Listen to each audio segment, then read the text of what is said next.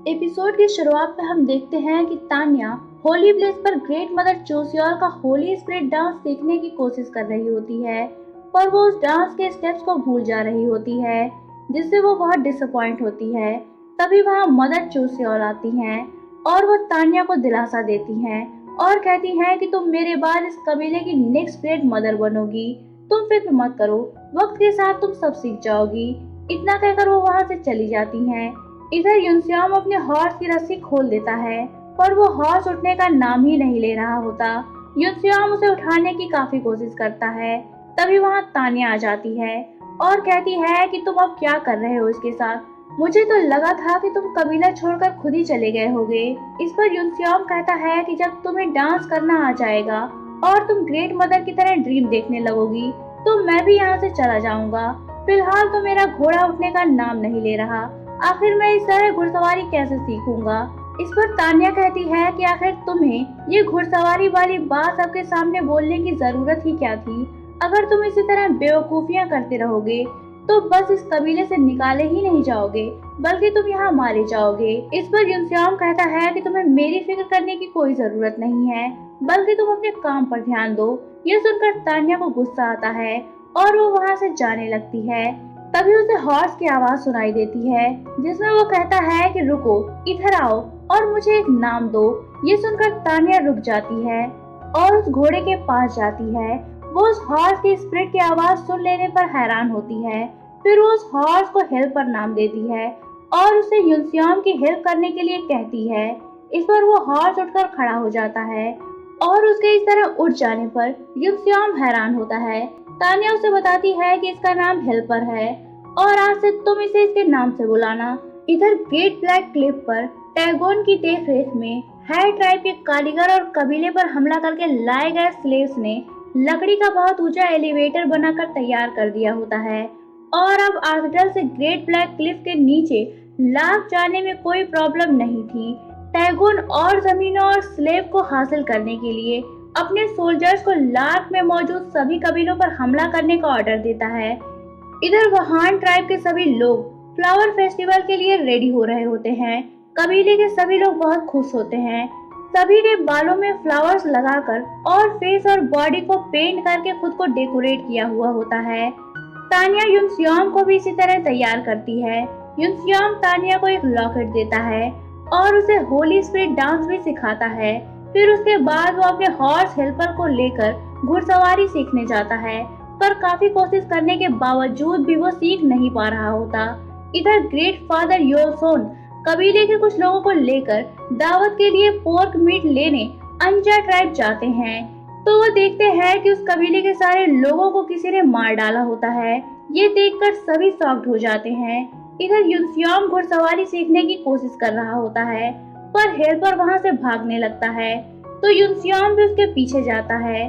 भागते भागते उसे रास्ते में अंजा ट्राइब का एक वॉरियर मिलता है, जो कि काफी जख्मी होता है। युनस्याम उससे पूछता है कि तुम्हारी ये हालत किसने की है। इस पर वो बताता है कि कुछ लोग कबीले में आए थे और वो हमारी जमीनें लेना चाहते थे। उन्होंने ही पूरे कबीले को खत्म कर दिया और वो अपने साथ बाकी लोगों को स्लेव बनाकर भी ले गए हैं। तभी वहाँ एक अनजान तीर आता है, तो युनस्याम देखता है कि एक सारम सोल्जर उसी तरफ उन्हें मारने आ रहा होता है। वो सोल्जर दूसरा तीर चलाता है, जो कि युनस्याम के गले को छूकर निकलता है। युनस्याम भागने लगता है, वो सोल्जर भी उसके पीछे जाता है। तभी सामने से एक और सारम सोल्जर आ जाता है।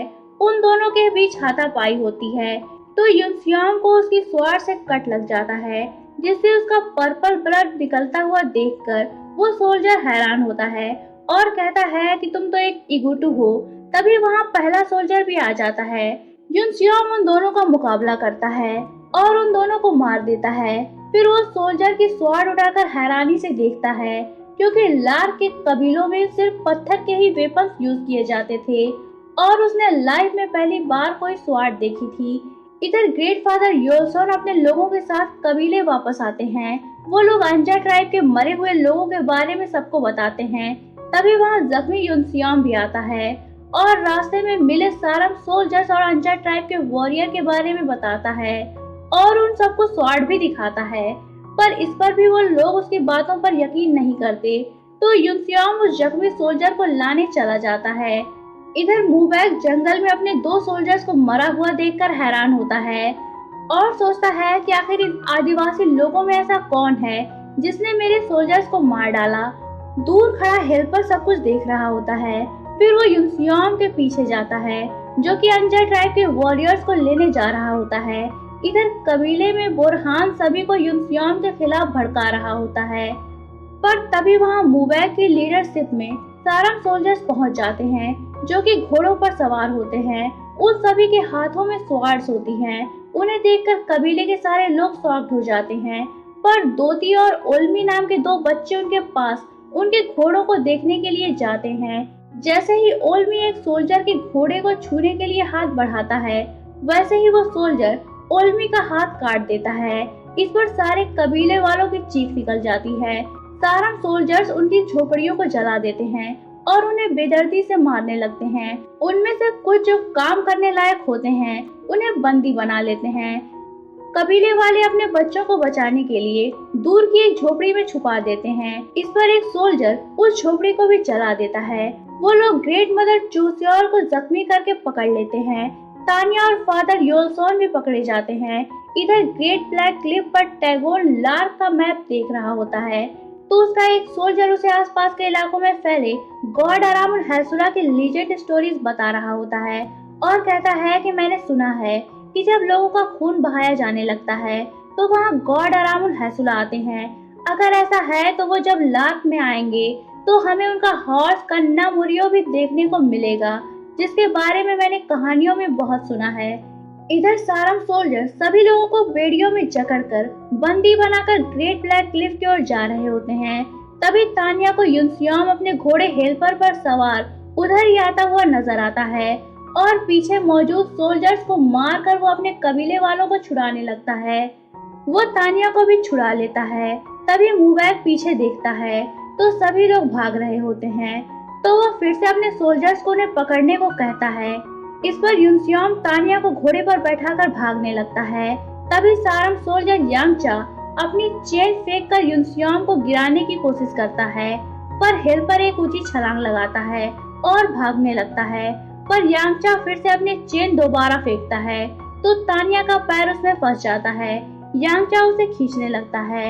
यूनसियोंग उसे बचाने की कोशिश करता है। इस पर तानिया उसे वहां से जाने के लिए कहती है और कहती है कि मैं कबीले की नेक्स्ट मदर हूँ, इसलिए मुझे अपने कबीले वालों के साथ ही रहना चाहिए। तुम खुद को बचाओ ताकि एक दिन वापस आकर तुम सारे कबीले वालों को बचा सको। तभी यांगचा चेन खींचने लगता है, जिसके साथ तानिया भी खींचती हुई जाने लगती है। मूबैक यूनसियोंग पर तीर बरसाता है, पर यूनसियोंग हेल्पर पर सवार होकर भागने लगता है। मूबैक 2 सोल्जर्स के साथ उसके पीछे जाता है, पर वो सभी यूनसियोंग को मारने और पकड़ने में नाकाम हो जाते हैं क्योंकि हेल्पर आंधी की रफ्तार से दौड़ रहा होता है। मूबैक ये देखकर हैरान होता है और सोचता है कि क्या ये हॉर्स कन्ना मोरियो है, और अगर ये सच में कन्ना मोरियो है तो क्या इस पर सवार लड़का अरामुन हैसुला है। मूबैक यही सोच रहा होता है और यूनसियोंग का पीछा कर रहा होता है। यही ये पार्ट एंड होता है। तो दोस्तों, अगर आप जानना चाहते हैं कि कहानी में आगे क्या हुआ तो बने रहिए मेरे साथ। और अगर आपको ये वीडियो पसंद आई हो तो इसे लाइक करें, अपने दोस्तों के साथ शेयर करें और चैनल को सब्सक्राइब करना ना भूलें, क्योंकि आपका रिस्पॉन्स ही हमारा मोटिवेशन है। तो मिलते हैं नेक्स्ट वीडियो में। तब तक के लिए take care and good bye.